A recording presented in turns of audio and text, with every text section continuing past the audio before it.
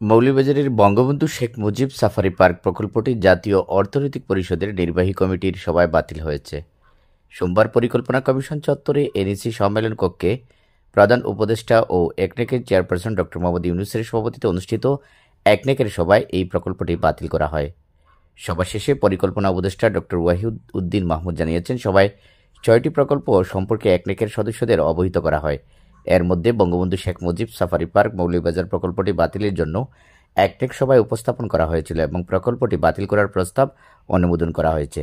জীববৈচিত্র্যের কথা চিন্তা করে প্রকল্পটি বাতিল করা হয়েছে।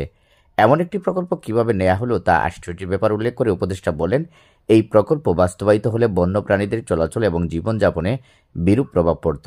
এই প্রকল্পের জন্য নির্ধারিত জায়গাটি পশু পাখির জন্য সংরক্ষিত।